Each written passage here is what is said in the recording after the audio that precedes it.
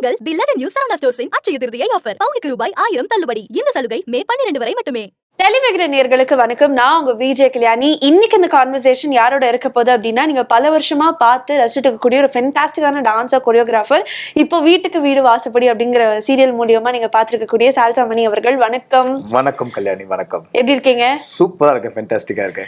Right. So will start with name Salsa Mani அப்படிங்கிற பேர் கேட்கும் போது எனக்கு என்ன தோணுன்னா, ஒருவேளை இவர் சால்சா மட்டும் தான் ஆடுவாரோ அப்படின்னு சொல்லி உங்க ப்ரொஃபைல்குள்ள போய் பார்த்தா செம்ம குத்திட்டு இருக்கீங்க. வீடியோஸ் எல்லாம் பயங்கர வைரலா போயிட்டு இருக்கு. சோ எங்க இருந்து உங்களுக்கு அந்த பேர் கிடைச்சது and why do people call you as Salsa Mani? Okay, அது வந்து ஒரு பெரிய ஸ்டோரி. கோஸ் பேக் டு 2009 நினைக்கிறேன். அப்போதான் நான் யூகேல இருந்து லாட்டின் டான்ஸ் ஃபார்ம்ஸ்லாம் கற்றுக்கிட்டு அதில் டீச்சர் ட்ரைனிங்லாம் முடிச்சுட்டு என்னோட பேஷன் என்னன்னா டான்ஸ் டீச்சிங் ப்ளஸ் டெலிவிஷனில் வரணும் அப்படின்றது அந்த டைமில் இருந்தது. ஸோ அப்போ அதை படித்து முடிச்சுட்டு சென்னையில் வந்துட்டு நான் டீச் பண்ணிட்டு இருந்தேன். அப்போது நான் I used to knock Vijay TV every day போயிட்டு இருந்துட்டு எனக்கு எதனா ஷோ வேணும், நான் ஆடணும். அப்போ இந்த உங்களில் யார் பிரபுதேவா சீசன் 1 நடந்துட்டு இருந்தது. ஸோ அது எனக்கு ஒரு இன்ஸ்பிரேஷனாக இருந்தது. நானும் டெலிவிஷனில் வரணும், நம்மளுக்கு டெலிவிஷனில் சினிமாவில் வரணுன்றது சின்ன வயசுலேருந்து ஒரு ஆசை. அந்த ஷோ வந்துட்டு எனக்கு டெலிவிஷனில் வரணும் அப்படின்றது, எனக்கு விஜய் டிவிக்குள்ளே வரணுன்றது தான் இருந்தது. அப்போ நான் போயிட்டு டெய்லி நாக் பண்ணிட்டு ஒரு 2 மாதம் தொந்தரவு பண்ணிகிட்டே இருந்தேன். அப்படி நான் விஜய் டிவிக்குள்ளே ஒரு என்ட்ரி எனக்கு கிடச்சிது, பாய்ஸ் vs கேர்ள்ஸ்னு ஒரு ஷோ. அப்போ என்ன ஆயிடுச்சுன்னா, நான் தான் லாஸ்ட் என்ட்ரண்ட் அந்த ஷோக்குள்ளே. அப்போ அவங்களுக்கு என்னை எப்படி அட்ரஸ் பண்ணணும்னா, அவங்களுக்கு நான் என்ன கொடுத்தேன், என்னோட வீடியோஸ், என்னோட ஃபோட்டோஸ், நான் யூகேல பண்ணதெல்லாம் தான் நான் கொடுத்துருந்தேன்.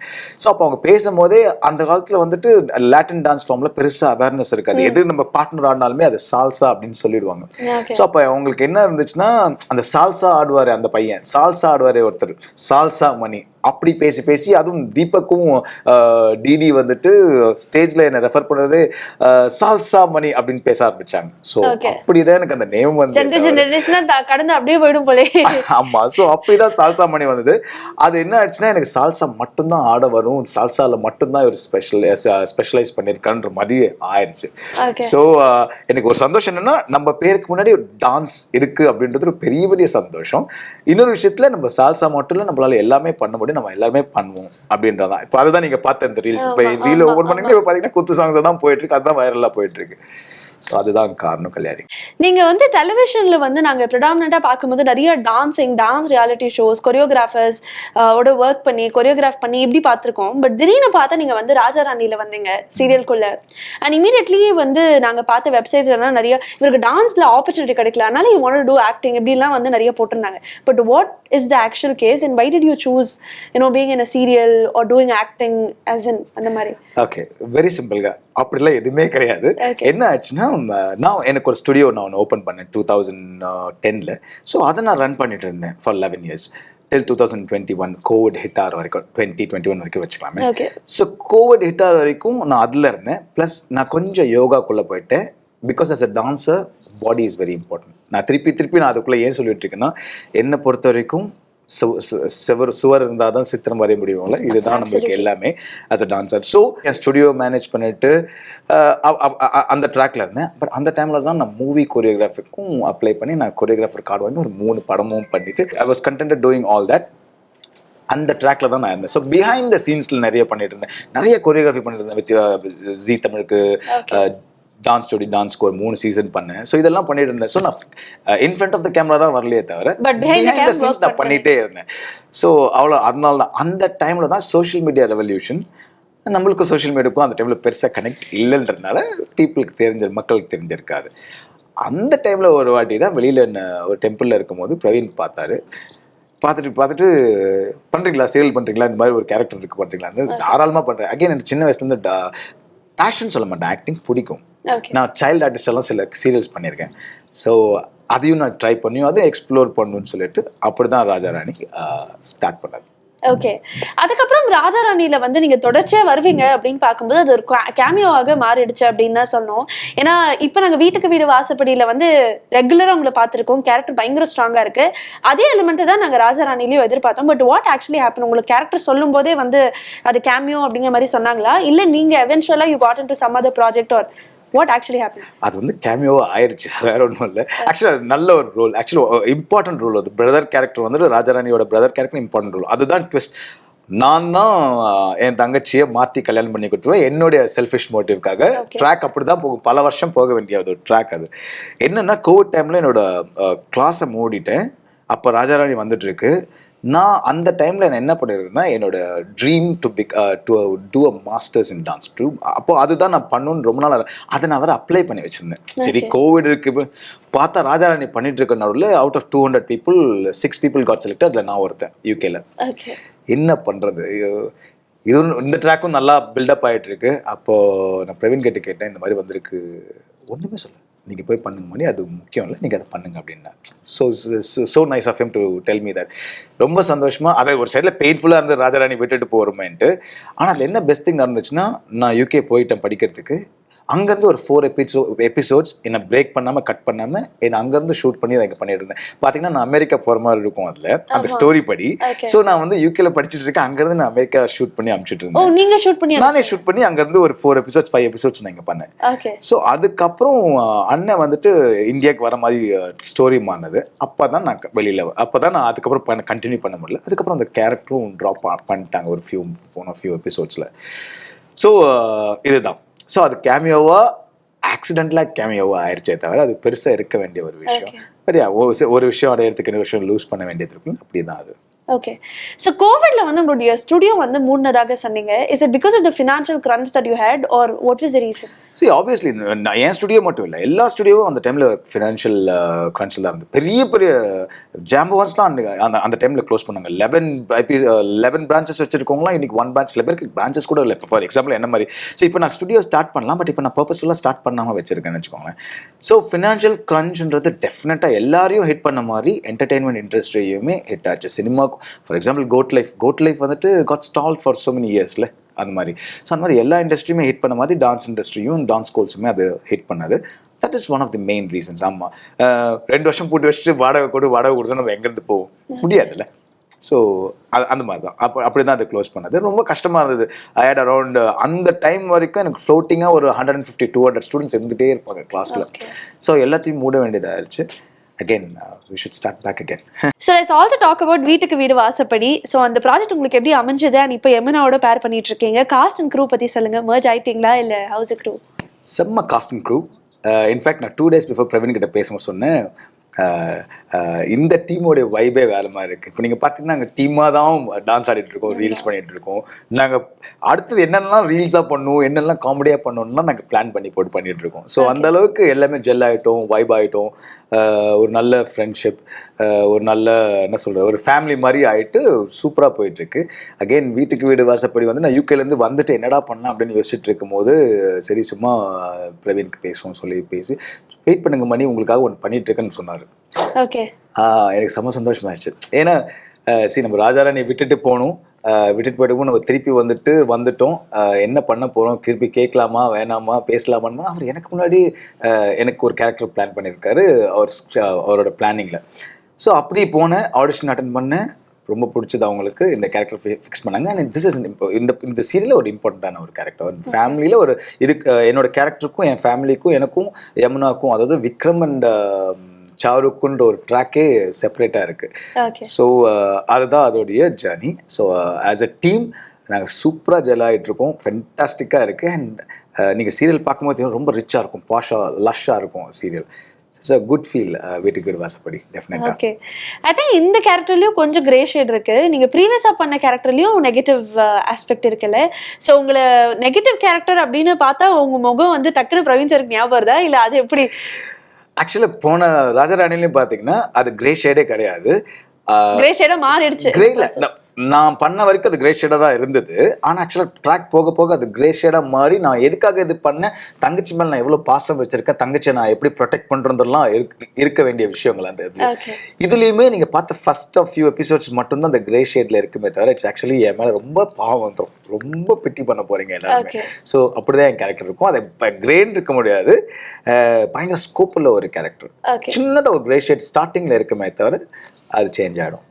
Okay, yes. Done. So let's also talk about the struggles of a dancer. So ஒரு டான்ஸராக கொரியோகிராஃபராக இருக்கும்போது என்னென்ன சேலஞ்சஸ் இல்லை என்னென்ன ரிஸ்க் என்னென்ன ஸ்ட்ரகிள்ஸ் இது வரைக்கும் ஃபேஸ் பண்ணியிருக்கீங்க? என்ன ஃபேஸ் பண்ணலன்னு கேளுங்க. எல்லாமே ஃபேஸ் பண்ணுவாங்க. ஏன்னா ஃபஸ்ட் ஃபஸ்ட்டு சொசைட்டிலையும் ஃபேமிலிலையும் நம்மளுக்கு ஒரு ரெக்கக்னிஷன் இருக்காது. டான்ஸரா ஆட போறியா, என்ன ஆக போகிற, டான்ஸர் ஆக போகிறேன். ஃபார் எக்ஸாம்பிள் நான் 10th ஸ்டாண்டர்ட் படிக்கும்போது I have decided that I want to become a choreographer. Decide பண்ண எனக்கு இந்த படித்து டான்ஸ் டாக்டரோ இன்ஜினியரோ எல்லாம் பேசுவாங்கள்ல, எனக்கு அதெல்லாம் இல்லை. ஐ want to become a choreographer, I want to become a dancer. இதுதான் நான் டிசைட் பண்ணேன். ஸோ அப்படி டிசைட் பண்ணி நான் என்ன பண்ணாலுமே அந்த டீனாக இருக்கும்போது பயங்கர அக்ரெசிவாக பிடிச்ச பிடியில் இருப்போம். நான் அப்படி தான் இருந்தேன். எனக்கு எந்த காரணத்துக்காகவும் என்னுடைய ட்ரீமை நான் இழக்க தயாராகவே இல்லை. அவ்வளோ ஸ்ட்ராங்காக இருந்தேன். ஸோ அவ்வளோ ஸ்ட்ராங்காக இருக்கும்போது உங்களுக்கு அதுக்கு ஏற்ற மாதிரி சேலஞ்சஸ் இருக்கும். ஃபினான்ஷியல் சேலஞ்சஸ் இருக்கும். நீங்கள் ஏஜ் ஆவீங்க, ஃபேமிலி ரெஸ்பான்சிபிலிட்டிஸ் உங்கள் மேலே வரும். ஆனால் உங்களுக்கு டான்ஸ் மேலே ஃபோக்கஸாக இருக்கும். அப்போ டான்ஸுக்கு பயங்கர வரவேற்பு இருக்காது. ஆஸ் அ டான்ஸர் நீங்கள் பயங்கரமாக ஏர்ன் பண்ண மாட்டேங்க முடியாது நீங்கள் ஹிட் ஆகிற வரைக்கும். அப்போ நீங்கள் எப்படி ஃபேமிலியை பார்த்துப்பீங்க? இதுக்கு நடுவில் சேலஞ்ச். ஓகே, என்னோடய லுக், நான் யூகேல இருக்கும்போது என்னோடய முடி எனக்கு கொட்ட ஆரம்பிச்சதுன்னு எனக்கு அது ஒரு தடையாக வருது அப்படின்னா நோ, நான் எவ்வளோ ஸ்ட்ராங்காக இதுக்கு மேலே எனக்கு அந்த முடியே தேவையில்லை. அப்படி எனக்கு அது ஒரு சேலஞ்சாக இருந்துச்சுன்னா எனக்கு அது தேவையில்லை. எனக்கு என் ட்ரீம் முக்கியம். அதுக்கு எனக்கு எதுவுமே தடைகள் வரக்கூடாதுன்னு சொல்லிட்டு I took a bold decision. I think I was 25 years நான் பால் லுக்குக்கு போகும்போது. ஸோ அவ்வளோ ஸ்ட்ராங்காக நான் ஃபஸ்ட்டு பாய்ஸஸ் கேர்ள்ஸ் பண்ணும்போது இதுதான் என்னோடய லுக். ஸோ அப்படி தடைகளும் சேலஞ்சஸும் இருந்துகிட்டே இருக்கும். நம்ம அதை எப்படி தாண்டி வரும்? ஃபார் எக்ஸாம்பிள் நான் யூகேக்கு ஃபேமிலியை ஒரு ஒர்க்குக்காக போகிறேன். அந்த ஒர்க்கை விட்டுட்டேன். ஏன்னா என்னால் டான்ஸ் ஆட முடியல. எனக்கு என்ன டான்ஸுக்கு டைம் இல்லைன்ட்டு அதை வேலையை விட்டுட்டு டான்ஸ் படிக்கிறதுக்காக க்ளீனிங் ஜாப், ஷெஃப்னா பெரிய ஷெஃப்ல இந்த ஃப்ரைஸ் எல்லாம் பண்ணுவாங்க, அந்த மாதிரி ஃப்ரைஸ், ஃபிஷ் அண்ட் சிப்ஸ் ஷாப்னு சொல்லுவோம், அதில் ஒர்க் பண்ணிவிட்டு. ஏன்னா அங்கே தான் என்னால் 6 o'clock வரைக்கும் ஒர்க் பண்ண முடியும். 6 o'clock மேலே நான் ஆட முடியும். ஆனால் இதுக்கு முன்னாடி இருந்த ஒர்க்கில் என்னால் 6 o'clock இல்லை 10 o'clock வரைக்கும் ஒர்க் இருக்கும். க்ளீனிங், மாப்பிங் அப்படிலாம் இருக்கும். ஸோ எனக்கு காசு முக்கியம் இல்லை, அதெல்லாம் எனக்கு என் ட்ரீம் தான் முக்கியம். ஸோ அப்போ நான் என்ன பண்ணுவேன்னா இந்த க்ளீனிங் ஜாப் எல்லாத்தையுமே இதெல்லாம் என்னால் மார்னிங்லேருந்து எடுக்கணுமே எடுத்துகிட்டு அதுக்கப்புறம் ஐ கோ டு மை கிளாஸ். அப்படி போய் ஒர்க் பண்ணுவேன். நீங்கள் நம்ப மாட்டீங்க, கையில் காசு இருக்காது என்கிட்ட. ஏன்னா நான் எல்லாமே செலவு. அங்கே வந்து வெரி எக்ஸ்பென்சிவ். நான் பண்ண பால்ரூம் அண்ட் லாட்டின் வந்துட்டு வெரி வெரி வெரி வெரி எக்ஸ்பென்சிவான ஒரு அஃபேர். நான் சொல்கிறது 2005 and 6 சொல்கிறேன். ஒரு private lesson cost 40 pounds. Okay, 40 pounds நான் அந்த காலத்தில் 4000 rupees. யோசிச்சு பாருங்கள், ஒரு ஹவருக்கு 45 minutesக்கு. So I used to take 3 to 4 lessons in a week. ஒரு மந்த்துக்கு எவ்வளோ ஆகுது? வீட்டுக்கும் நான் காசு அனுப்பணும், நான் என்னையும் பார்த்துணும். அப்படி பயங்கர கஷ்டமாக இருக்கக்கூடிய டைம். ஆனால் இது எல்லாத்தையுமே அக்செப்ட் பண்ணிட்டு ஒர்க் பண்ணும். எனக்கு திடீர்னு பார்த்தீங்கன்னா நான் என்ன பண்ணுவேன்னா பஸ் பாஸ் எல்லாம் சேர்த்து வைக்கணும். பஸ் ட்ராவல் பண்ணாமல் நடந்து போகலாம் கிளாஸுக்கு, ஜாக் பண்ணி போகலாம்னா என்ன பண்ணேன், பிளான் பண்ணுவேன் வெதரில். எனக்கு பைல்ஸ் வந்துருச்சு. நீங்கள் நம்ப மாட்டீங்க. Just because I wanted to save and go to dance class நடப்பேன், ஓடுவேன், காசு பஸ் பாஸ் இல்லாமல். எனக்கு பைல்ஸ் வரைக்கும் வந்துருச்சு. எனக்கு ரீசனே புரியல. ஹாஸ்பிட்டல் போகிறேன், என்ன பண்ணுற, டான்ஸ் பண்ணுறேன், சரி வேறு என்ன பண்ணல. ரீசெண்டாக லாஸ்ட் ஒரு 1 month என்ன பண்ணியிருக்கேன், ஒன்றும் பண்ணல. அப்புறம் சொன்னேன், நான் இந்த மாதிரி ஜாகிங் அண்ட் வாக்கிங் தான் ஒரு 4 to 5 miles பண்ணுறேன் எவ்ரிடே. அதுக்கப்புறம் என்ன பண்ணேன், அங்கே போய்ட்டு நான் ஆடுவேன் ஒரு 2 hours. First stop that. நீ அது பண்ணலன்னா இது உனக்கு ஆறவே ஆறாது. ஸோ அந்த அளவுக்கு ஃபிசிக்கலி, ஃபினான்ஷியலி, மென்டலி நம்மளை ட்ரெயின் பண்ணும். But how you don't give up on your dreams, still you continue. வீட்டிலேருந்து ஃபோன் பண்ணுவாங்க, காசு இல்லை வீட்டிலன்ட்டு. என்கிட்டயுமே காசு இருக்காது. ஸோ அந்த டைமில் கடனை வாங்கி வீட்டுக்கு காமிச்சிட்டு தென் அந்த காசு கடனுக்காக ஓடணும். கல்யாண வயசு ஆயிடுச்சு. ஒரு டான்ஸருக்கு யாரும் பொண்ணு கொடுக்க மாட்டாங்க, அப்படிலாம் ஆயிடுச்சு. அப்போ நான் வந்து ஸ்டில் நான் டிவிக்குள்ளலாம் வரல.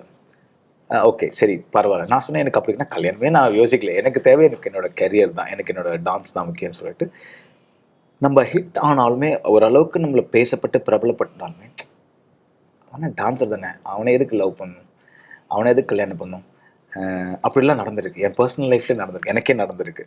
அது உங்கள் கண்படவே பேசி நீங்கள் கேட்டிருக்கீங்களா? ஆமாம், ரிலேஷன்ஷிப்பில் இருந்தவங்களோட ஃபேமிலியே அது பேசி இருந்திருக்காங்க. ஸோ அப்படிலாம் பார்க்கும்போது but still you shouldn't give up. உனக்கு அது முக்கியமாக, உன்னோட கெரியர் முக்கியம், உன்னோட ட்ரீம் முக்கியமானு பார்த்தா I will say it's my dream. அதுக்குன்னு அது அவங்கள விடுறதோ கொள்றதோ தப்பு தான். பட் நம்மளோட கெரியரை வச்சு, நம்மளோட ஆர்ட்டை வச்சு நம்மளை இன்சல்ட் பண்ணுற அவங்களோட இருக்கிறதுன்றது இட்ஸ் ஐ திங்க் அது ஒரு I think we should give up on that and our dreams. We should have our dreams. So இப்படி எமோஷ்னலி, மென்டலி, ஃபிசிக்கலி, ஃபினான்ஷியலி எல்லா டான்ஸருக்குமே கஷ்டங்கள் இருக்குங்க. மற்ற ஃபீல்டை பற்றி எனக்கு தெரியல, டான்சர்ஸ்க்கு ரொம்ப ஜாஸ்தியாக இருக்கும். I started dancing on stage ப்ரோக்ராம்னு சொல்லுவாங்க, கோயில் திருவிழான்னு சொல்லுவாங்க. அப்படி தான் I started as a dancer. அங்கே தான் ஆடுவேன். 100 ரூபாய் கிடைச்ச பெரிய விஷயம், 100 ரூபாய் கூட கிடைக்காது. ஆனால் நிறைய ஆடி அந்த எக்ஸ்பீரியன்ஸ் என்ன, அது டான்ஸ் ஆடும்போது ஒரு சந்தோஷம் ஹை கிடைக்கும்ல, அதுக்காகவே நான் ஆடுவேன். என்னை வீட்டுக்கு போனால் அன்றைக்கி நைட்டு வீடு கதை திறக்க மாட்டாங்க எனக்கு, ஏன்னா எல்லாம் தூங்க போயிருப்பாங்க. நான் என்ன பண்ணேன், வீட்டு வெளியில் படுத்துட்டேன், ரோட்டில் படுத்துட்டு மார்னிங் 6 o'clock வீட்டுக்கு போவேன். ஸோ இப்படி எல்லாமே ஸ்ட்ரகிள் இருந்து, just because for the love of dance. Okay. Yes, but don't give up. எல்லாருக்கும் நான் சொல்ல விஷயம், don't give up. Update your self, பாசிட்டிவாக இருந்து அப்டேட் பண்ணணும், அப்டேட்டடாக நம்மளை வச்சுக்கணும். ஓகே. இவ்வளோ ஸ்ட்ரகிள்ஸ் இருந்திருக்கு, இவ்வளோ விஷயங்களை கடந்து நீங்கள் ஒரு பேஷனை வந்து பர்சியூ பண்ணுறீங்க. அதுக்கான ரெக்கக்னேஷன் உங்களுக்கு கிடைச்சிருக்கு அப்படின்னு தோணியிருக்கா? இல்லை எனக்கு நான் ஒர்க் பண்ணதுக்கான அவுட்புட் எனக்கு இன்னும் கிடைக்கல, I am not really satisfied, ஒரு I am not really happy with progress அப்படின்னு ஃபீல் பண்ணியிருக்கீங்களா? சி அகெயின் சாரி, நான் இதுக்கு என்னோட ஆன்சர் வேறையாக தான் இருக்கும். சி ஹாப்பினஸ்ன்றது ஹவ் யூ டேக் இட். இது கூட இல்லாத நிறைய டான்சர்ஸ் இருக்காங்க. இந்த நான் இருக்கிற லெவலுக்கு வர்றதுக்கு வராமல் எத்தனையோ டான்சர்ஸ் இருக்காங்க என் கூட வந்தவங்க. அவங்களெல்லாம் கம்பேர் பண்ணும்போது I have reached a position. I will take that. I am very happy here. But இதோட நான் கண்டென்டாக ஆகிட்டேனான்னு கேட்டால் இல்லை. I have my own goals, அதை நான் ரீச் பண்ணணும். அதுக்கு டைம் வரதா செய்யும். அதான் சொல்கிறேன், I am not giving up. நான் விட்டு என்னோட ட்ரீம்ஸை நான் இன்னும் விடலை. I am not giving up. I will go there. But இப்போ இருக்க ஸ்டேட்டஸ்ன்னு பார்க்கும்போது ஆஸ் சார் ஒரு டான்ஸர்னா it's going to be very difficult. பார்க்குற எல்லா டான்ஸருக்குமே சொல்கிறேன், ரொம்ப டிஃபிகல்ட்டாக இருக்கும் நம்ம பார்த்து. பட் நம்ம போயிட்டே தான் இருக்கோம். ஓகே. ஸோ உங்களுக்கான கோல்ஸ் அப்படிங்கிறது நீங்கள் என்னவா பார்க்குறீங்க, அது எதுவாக இருக்கும்? நான் ஒரு பெரிய கொரியோகிராஃபராக ஆகணும் மூவிஸில். அப்படி தான் நான் வந்ததே. நான் என்ன சின்ன வயசு கோல்னு பார்த்தீங்கன்னா என்ன 13-14 இயர்ஸில் ஆரம்பித்தேன் என்னோட ட்ரீம். ஸோ அதுக்கு நான் ஆக்சுவலாக ஐம் கொரியோகிராஃபர் நான். ஆனால் சில விஷயங்கள்னால சிலதெல்லாம் தடைகளாகவே தான் இருக்குது, பிளாக்ஸாகவே இருக்குது. அது நிறைய இந்த என்ன சொல்கிறதுங்க, அது இண்டஸ்ட்ரி ரிலேட்டடான இஷ்யூஸ், இந்த யூனியன் ப்ராப்ளம்ஸ்லாம் சொல்லுவாங்களே, அதனால நான் ஒரு 7-8 வருஷமாக என்னால் எதுவுமே பண்ண முடியாமல் இருக்குது. ஓகே. பட் அதுக்கு அந்த பிளாக்ஸ் எல்லாம் இருக்குன்னு தவிர நான் டான்ஸை விடல. I'm still going on. So கூடிய சீக்கிரம் எல்லாமே கிளியர் ஆகி நிறைய சாங்ஸ் பண்ண போகிறேன். Definitely, fingers crossed. அதுக்கு வந்து அட்வான்ஸ் ஆகவே நாங்கள் விஷஸ் சொல்லிக்கிறோம். Also I wanted to talk about the rejections that you faced. அது வந்து ஆக்டிங்காக இருக்கலாம், இல்லை டான்ஸிங்காக இருக்கலாம். இது வரைக்கும் நீங்கள் கடந்து வந்த பாதையில் உங்களுக்கான ரிஜெக்ஷன்ஸ்ன்னு கண்டிப்பாக நடந்திருக்கோம்ல. சம்பவம் அது எதை உங்களை இன்சல்ட் பண்ணதோ இல்லை நீங்கள் பேடாக ஃபீல் பண்ண தருணங்கள் பற்றியும் கண்டிப்பாக பேசணும்னு நினைக்கிறேன். இப்போ நான் என்னோட என்ன சொல்கிறதுங்க, ஒரு ஃபேமிலியாக என்ன நடந்ததுன்னு நான் சொல்லிட்டேன். ஒரு பர்சனலி எனக்கு எமோஷ்னலி என்ன நடந்தது ரிஜெக்ஷன் சொல்லியிருக்கேன். ஸோ அப்படி பல இடத்துல என்ன சொல்கிறதுங்க, ஆப்பர்ச்சுனிட்டியாக சான்சஸாக கண்டிப்பாக ஆப்பர்ச்சுனிட்டியாக ஒரு நல்ல ஒரு ஹோப்போட இருந்திருப்பீங்க.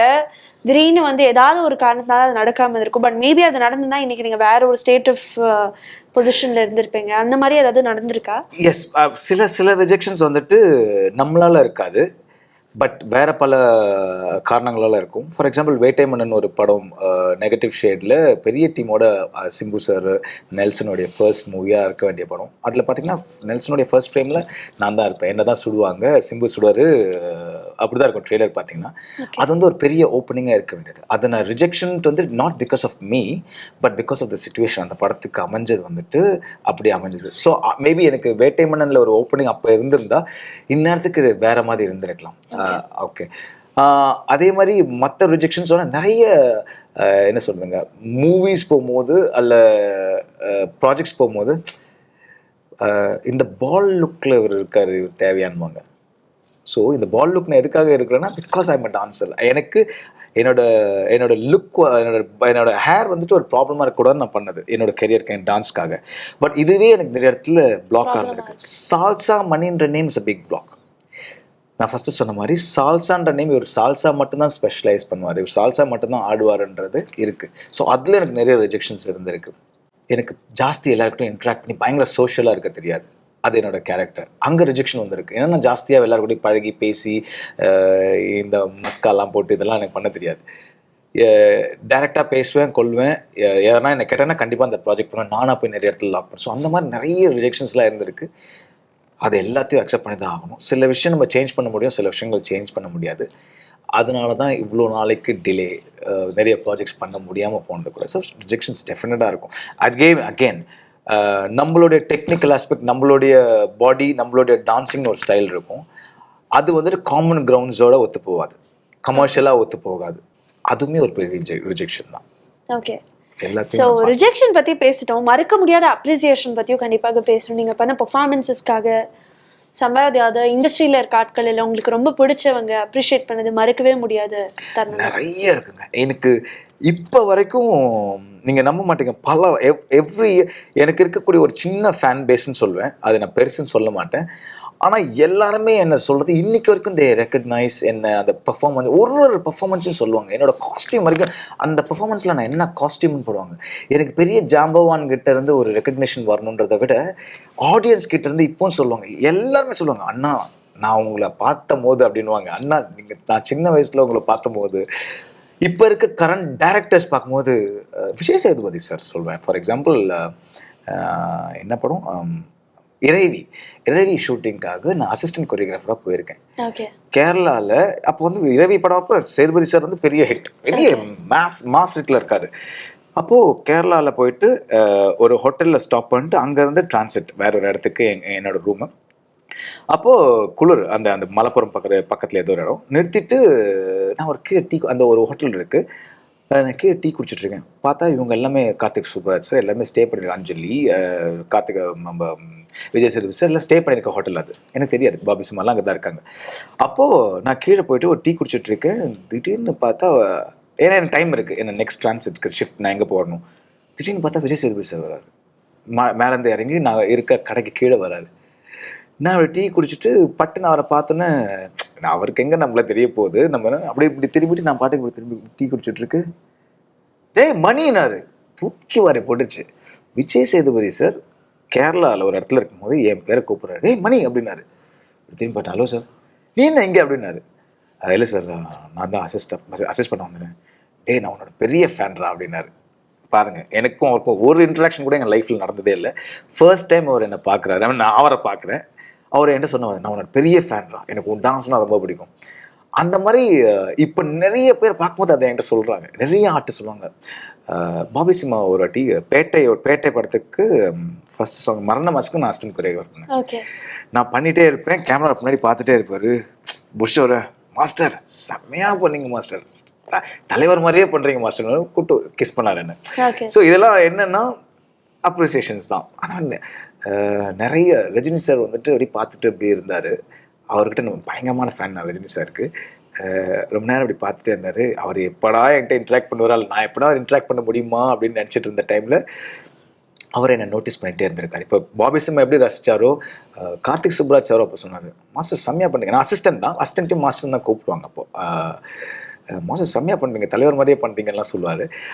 சாரும் அதை ரசிச்சுட்டு இருந்திருக்கார் போல, எனக்கு தெரிய ரசிச்சுட்டு இருந்தாரு, பெரிய வார்த்தை சார் சாரை பற்றி நான் சொல்கிறது. பட் சார் பார்த்துட்டு தான் இருப்பேன், ஏன்னா நம்ம அதை 2 டேஸாக அவரை மாதிரியே நம்ம பண்ணிகிட்டு இருப்போம். அப்போது ஒரு சீனில் எனக்கு பக்கத்தில் நான் பக்கத்தில் இருக்கேன், அவரோட இந்த பெரிஃபரல் வியூவில் நான் இருக்கிறேன், சாரி என்னோட பெரிஃபரல் வியூவில் சார் இருக்காரு. எனக்கு தெரியுது அவர் என்னை பார்த்துட்டே இருக்காரு. ஐயோ பேசுவாரா இதெல்லாம் நடக்குமான்னு. எப்போ மட்டும் அடிச்சிங்க அப்படின்னாரு. ஃபர்ஸ்ட் இன்ட்ராக்ஷனாக தான். சார் எனக்கு ஒரு 25-26 வெரி கிளவர் உங்களுக்கு செட் ஆகுது. ஸோ அவர் இந்த அப்ரிசியேஷன் ஏன் சொல்லுவாரா, நம்மள ஒரு 2 டேஸாக வாட்ச் பண்ணியிருக்காரு அப்படின்ட்டு. தெரி படத்தப்போ விஜய் சாரும் பிரபு சாரும் அந்த ஒரு சாங் இருக்கும், ஒரு கல்யாண சாங் ஒன்று இருக்கும், அந்த பாட்டுக்கும் நான் தான் அசிஸ்ட் பண்ணிட்டு இருந்தேன். ரொம்ப நேரமாக இவங்க நான் வாட்ச் பண்ணிகிட்டே இருந்தாங்க. விஜய் சார் அதுக்கு முன்னாடி நான் அவரோட படத்தில் ஒரு 2-3 படத்துக்கு நான் அசிஸ்ட் பண்ணியிருக்கும் போது பார்ப்பாரு, எங்கே பார்த்தாலுமே மார்னிங் யூஸ் பண்ண அப்படின்றாரு.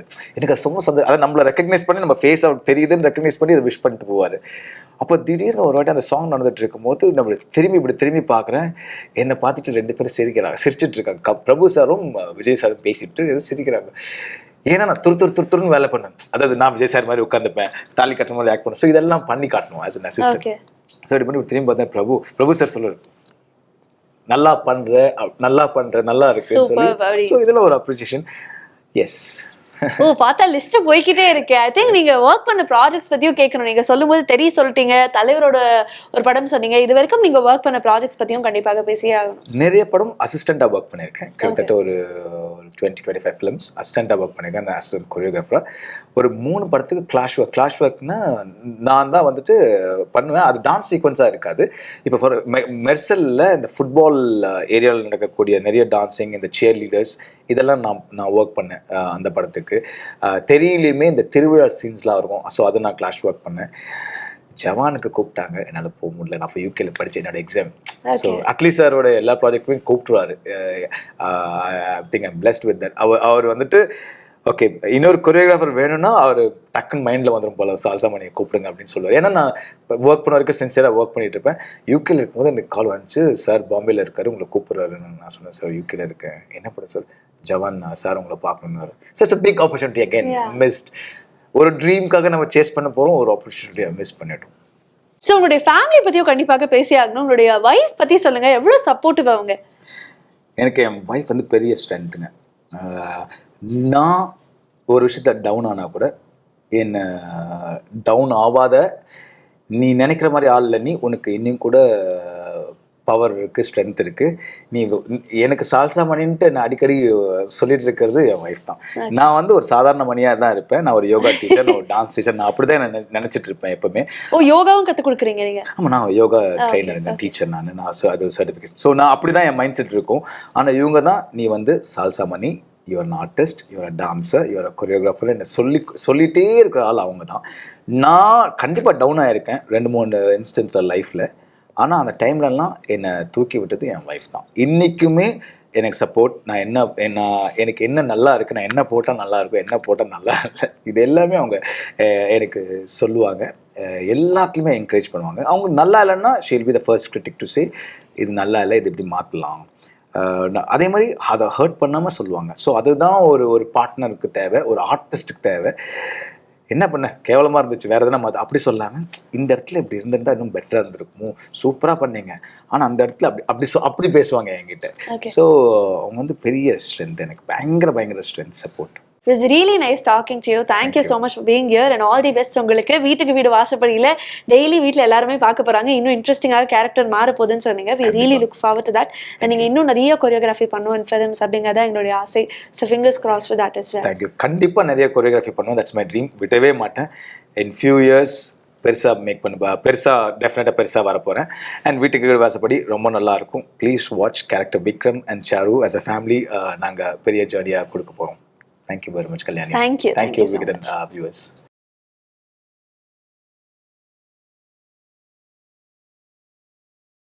உங்கள் தி லெஜண்ட் நியூ சரவணா ஸ்டோர்ஸில் எப்போதும் விட இம்முறை இன்னும் பிரம்மாண்டமாய் அட்சய திருதியை ஆஃபர். தங்க நகைகள் பவுனுக்கு ரூபாய் 1000 வரை தள்ளுபடி. இந்த சலுகை மே 12 வரை மட்டுமே.